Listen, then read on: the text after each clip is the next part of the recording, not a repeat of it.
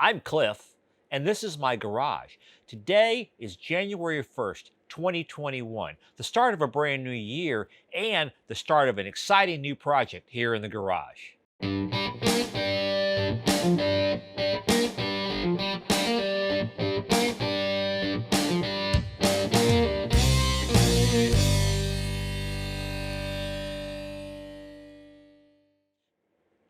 Hey, welcome back to the garage. And if this is your first time joining me, thanks for dropping by. So, those of you that are regulars know that this is my unicorn, the dream car that I was chasing for several years, and I finally found a couple of months ago. My 2012 Porsche Cayman S, and it is well, it's an awesome car. It is an incredible vehicle. It was the S model, which was what I wanted. It was the 987.2, the second generation of the 987, which I consider to be arguably the most beautiful car ever made. It has the PDK transmission, which was an absolute must. It has the Sport Chrono package, which includes the Sport and Sport Plus modes for the handling and the engine performance and the PDK shifting. Just a whole laundry list of things that I really, really wanted. Now, that's not to say it was perfect. And in fact, as soon as I negotiated the price with the dealer and got the deal all settled, and by the way, the car, if you haven't seen it before, the car was located up in Pennsylvania. And so I ended up flying up to Pennsylvania from Florida to pick the car up and went on a 1,355-mile road trip with my son.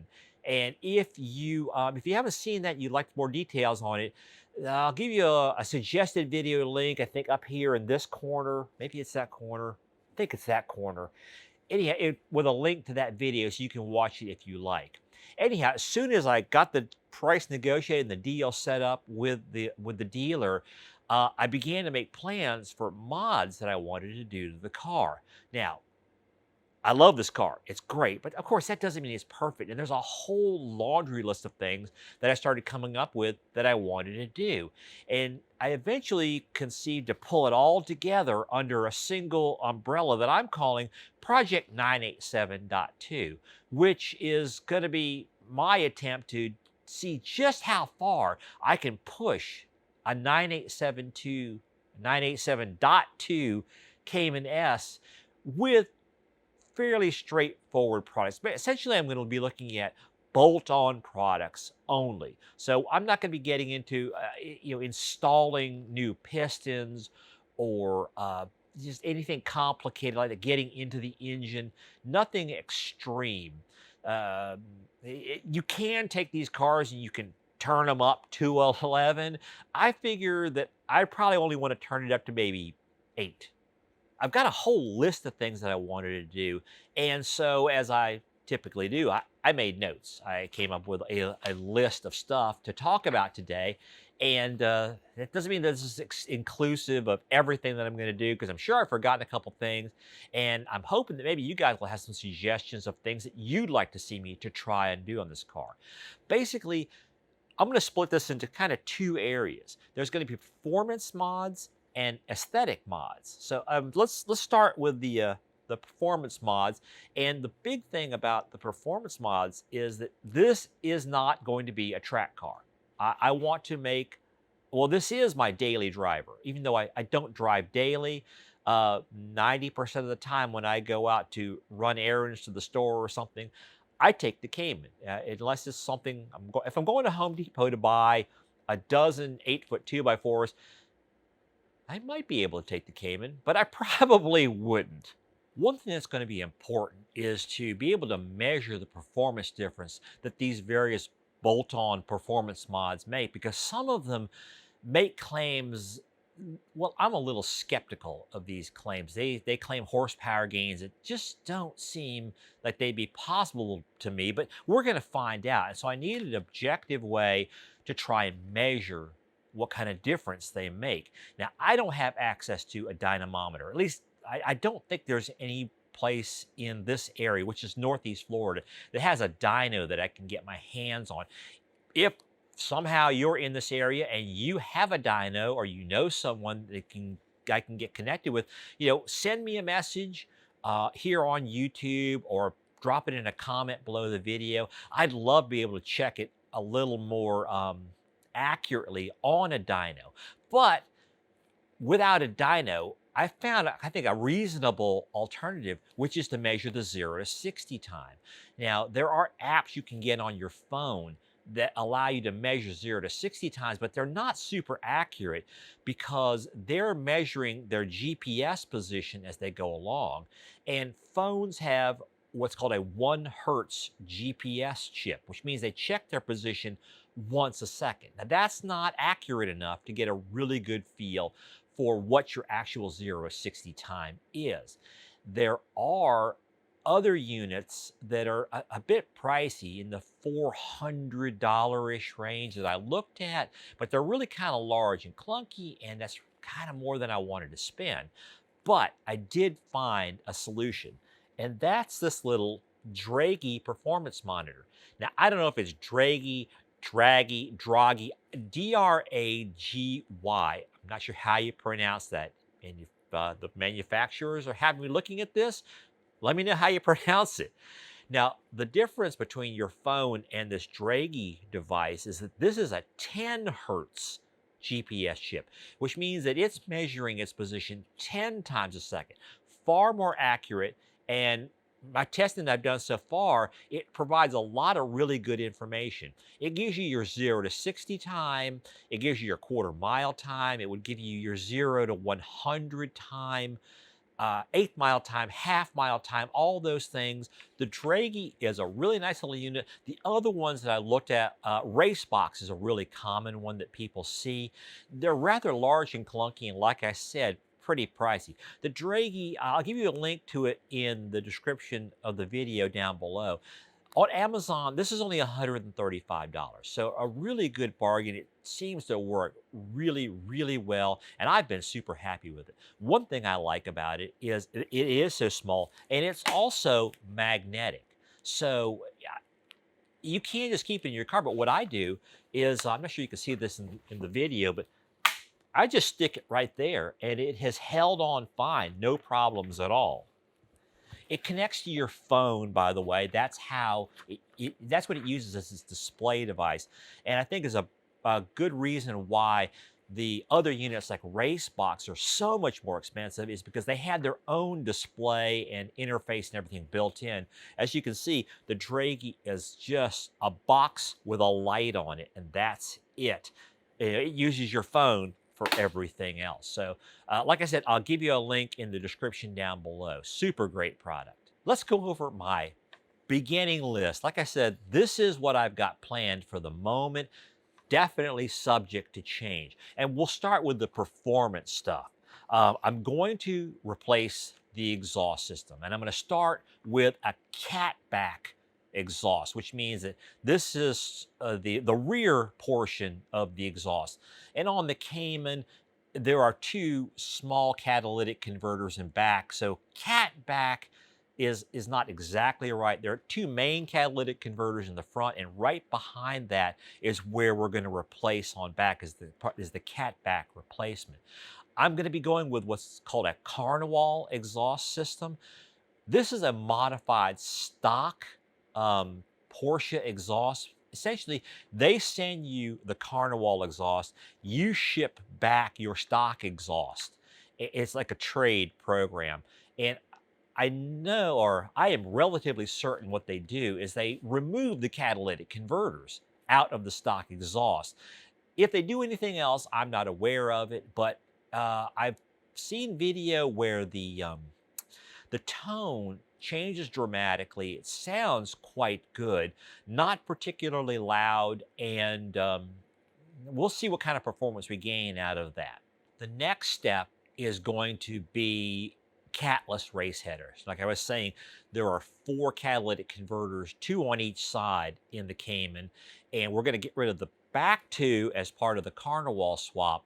Then we're going to get some catless race headers to replace the headers on the Cayman and getting rid of the front catalytic converters. We should see another pretty good bump in sound, tone, quality, perhaps quite a big bump in volume, and also hopefully a pretty good boost in performance. I've got a set of Soul catless race headers on the way, and that'll be the second project I believe we're going to do.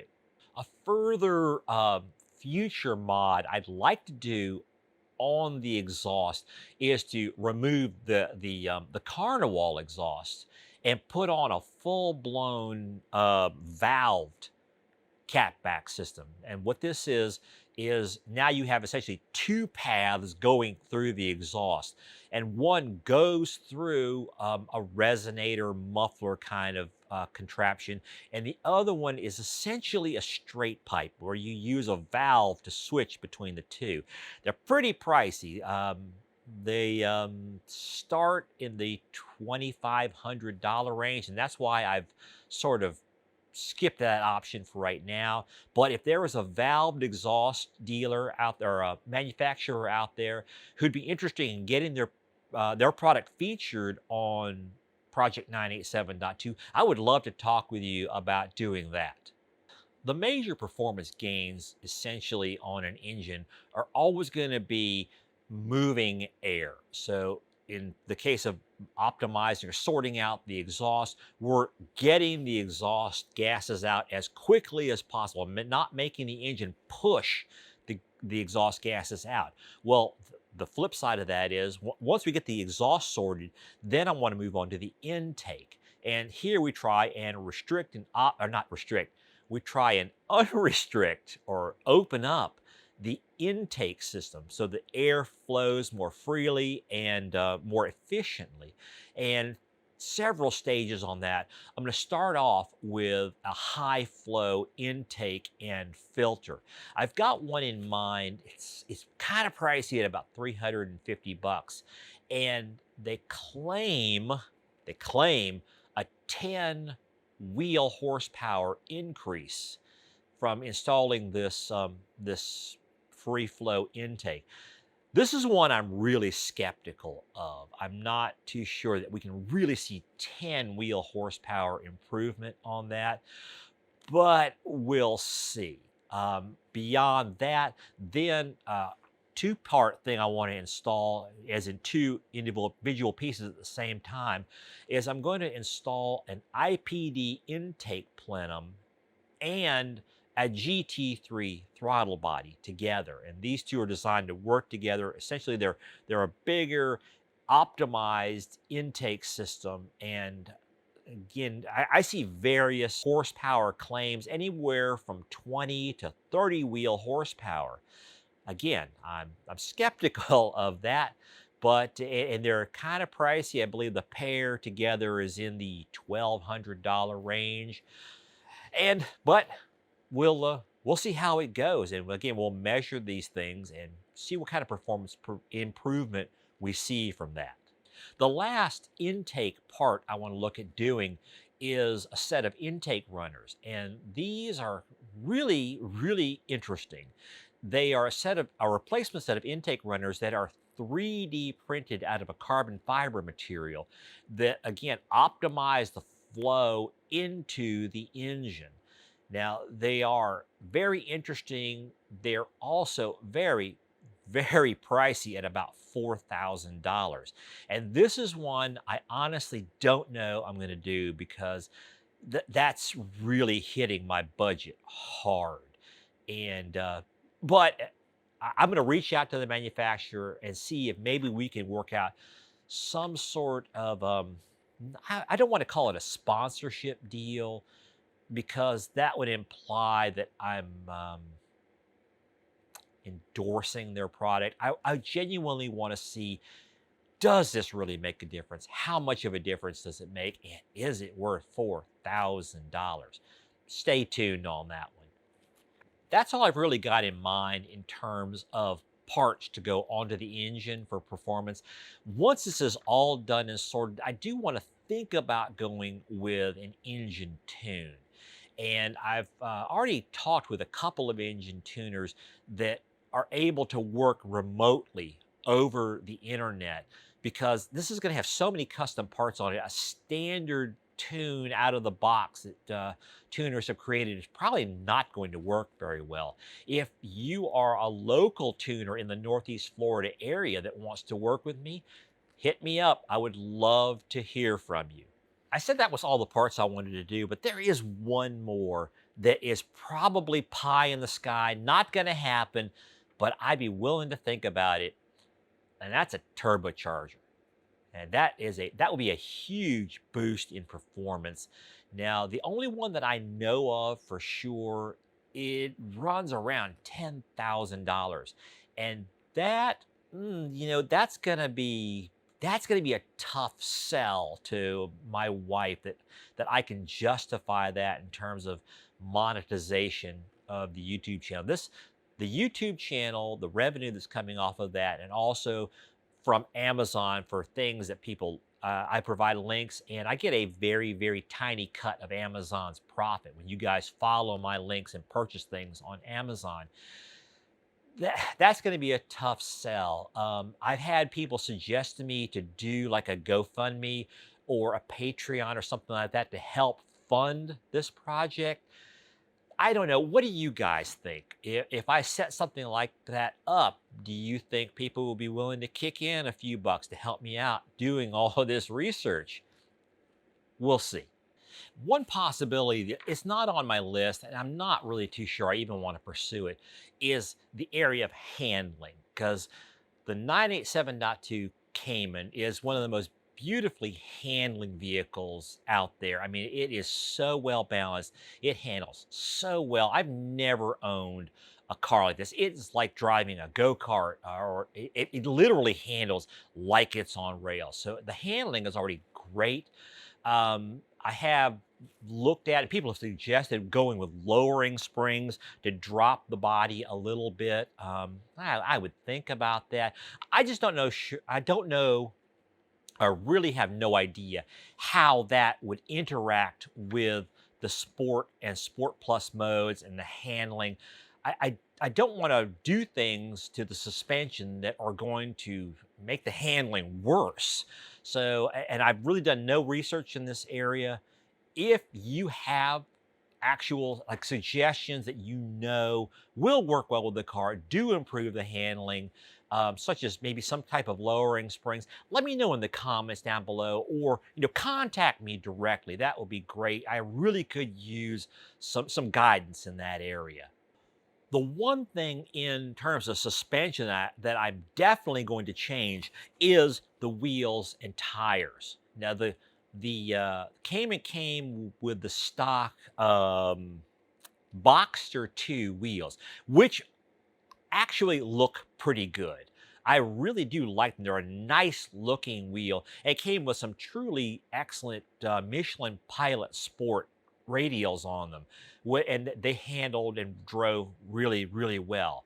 But I've already made the swap, sort of, and these are the wheels off my other 2006 Cayman, and these are wider, and they're also 19-inch versus 18-inch in the Boxster 2 wheels.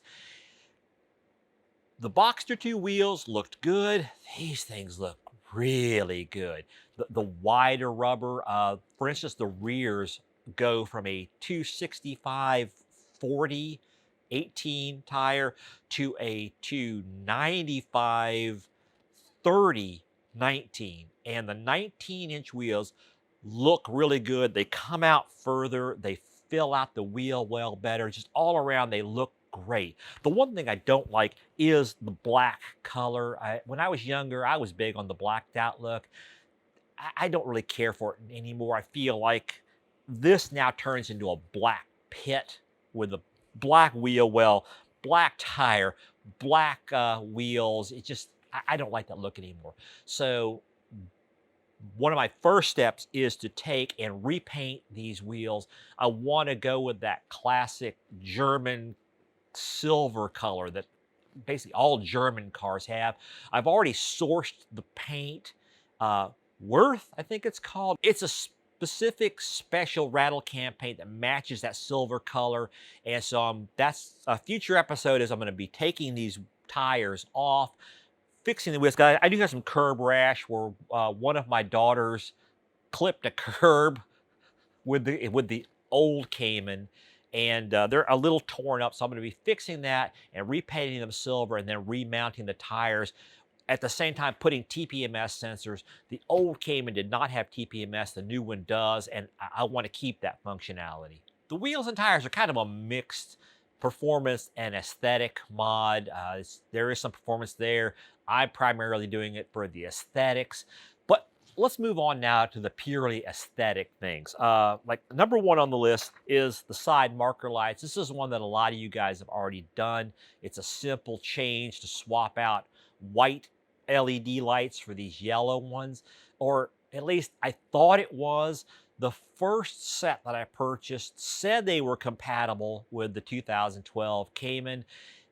They weren't. I mean, they fit, but the pin connection was completely wrong. So I've got another set already coming, and we'll see in a very near future video how well that goes. Something that a lot of people do on the Caymans, 911s, a bunch of different Porsches, is they put in mesh grille inserts. Part of this is aesthetics, because they look nice. Part of it is practical, because it keeps leaves and other debris from getting into the grills and building up against the radiators. Now, I've looked at a lot of these screens, and the thing I don't like about virtually all of them is the way the mesh looks. Most of them use it's like an expanded metal, which is what you use for like plaster lath in construction, and to me I just don't like the look.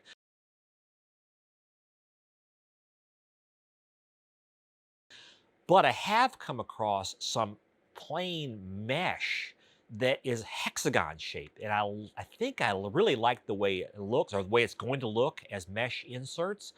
And we'll see. That hexagon pattern to me looks pretty sharp. Let's talk about tail lights. Now, the tail lights on the 987, the Gen 1 Cayman, were well, the only word I can think of is well, butt ugly. They don't look good. To me, I don't like them at all. They're huge, they're bright red, and just the overall design, I don't like them at all. Now, my first gen 987 came with aftermarket taillights in it. It was installed by a previous owner, and they look really sharp. I really like them. The problem is, I've looked and looked, and you simply can't buy them anymore. He purchased them probably like 7, 8 years ago, and now you just can't buy them anymore. If they made that style for the 987.2, I'd have placed my order already. The reason I jumped immediately on getting replacement taillights for the .2 Cayman is because I saw some photos, and I didn't look real close, but my initial thought was, oh God, they're huge and they're bright red. And I know I'm going to want to get rid of them. However, once I actually got the car in my hands, I started looking at it, I was like, you know, they're not that bad. They actually look kind of cool if they just weren't so bright red. So I'm going to definitely investigate putting a tint film over them, try and tone them down. And that may be all I need to do for me to be happy with them. I also have an option of putting a hexadecimal patterned tint film. It's a very subtle hex pattern, and it would tie together with the hex grill inserts that I'm going to do, and which that led me to the logo for the 987.2 project. That whole hex thing just kind of appealed to me, and to me it's kind of a call out to the flat six engine, which is an utterly amazing and beautiful engine. Not physically, but just the sound of a flat six. And I know a lot of you have your 718 Caymans, and you love that little turbocharged 4-cylinder. And yes, it produces more power, but oh my goodness, there is just nothing like the howl of a naturally aspirated flat six Porsche engine. And that's why I'm really happy to see the new 718 GT4 has that beautiful flat six engine in it.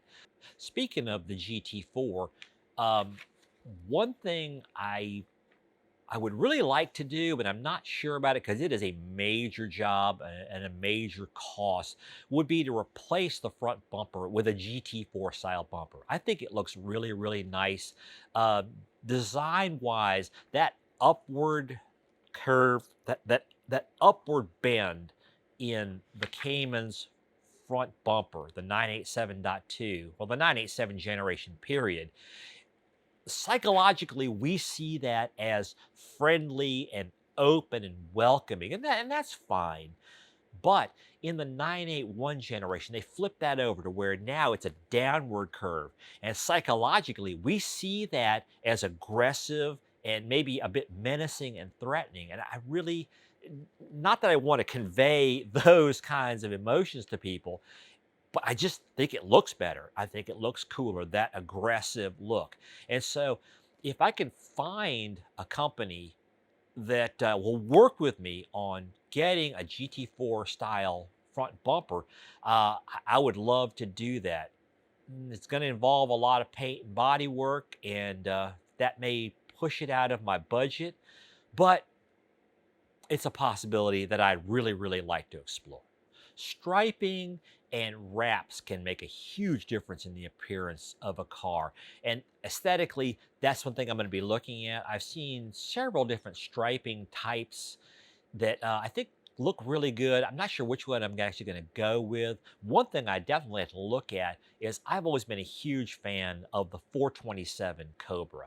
To me, that is a gorgeous car. And in many ways, the Cayman stylistically reminds me of the 427 Cobra. The other car, the Cayman, really echoes in a way is the 246 Dino. I think it was the Ferrari Dino, another absolutely beautiful car that the Cayman reminds me a lot of.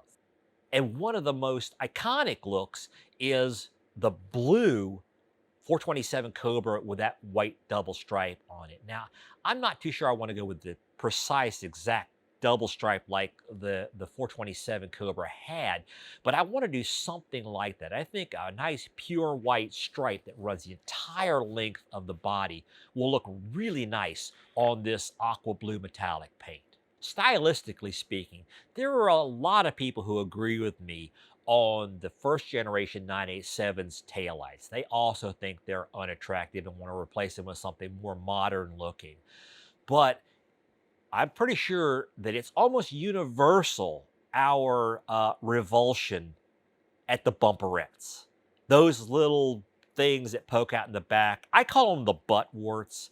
And I have an idea that's going to involve doing some custom fiberglass work to craft a panel that's going to replace those bumperettes and completely change the back end appearance of the Cayman. Now, yes, I could get a European style rear bumper cover and have it shipped over from Europe. That would be massively pricey. I think I'm definitely going to pursue making my own filler panel.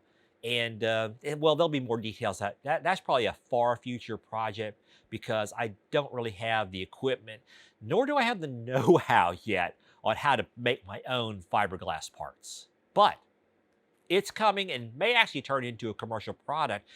Like I said, giving the near universal hatred of the bumperettes.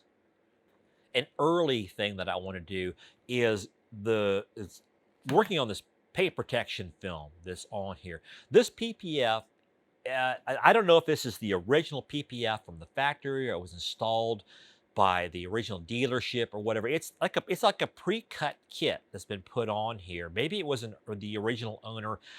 I don't know, but it is obviously very old. It's very scratched up and just a bit hazy, and it just doesn't look good. So definitely that PPF is coming off, and I'm not positive whether I'm going to replace it or not, but I'm definitely going to be doing a full-blown paint correction on the entire car, and then either going with a graphene coating or a ceramic coating, one or the other. I'm not sure which, and in fact, one of the videos I'm going to be doing in the very near future is I'm going to take our Nissan pickup, and I'm going to do half of the hood in graphene and half of the hood in ceramic coating, and see how the two look, how they hold up. Just do a full-blown comparison between the two, because the ceramic coating is the old tried and true, looks really great. Graphene's the new kid on the block that has some definite advantages in terms of application, but I'm very interested to see how that head-to-head comparison is going to turn out. Last couple of things I want to talk about are, again, sort of a mix of aesthetic and performance, and that's some aerodynamics. Now, what I'm looking at doing is I pretty much universally hate wings on the Caymans. They don't look good. In fact, they look downright stupid, with one exception. And now, if you are putting a wing on your Cayman track car, God bless you, more power to you, do it. If you're sticking one of those wings on just purely for aesthetics, well, then I heartily disagree with you on how it looks, because I just think they look dumb. The exception is the new Cayman GT4 wing. To me, that blends well with the body lines. It looks good. Now, I could go buy a Cayman GT4 wing and adapt it onto the 987. However, once you factor in the wing and the uprights, we're talking like $7,000 to get that wing. And I just don't see it. Now, the people do make clones of the wings. There is a company here in Florida that I want to reach out to about doing some sort of a deal, get their product featured on the channel, and hopefully we'll be able to work that out.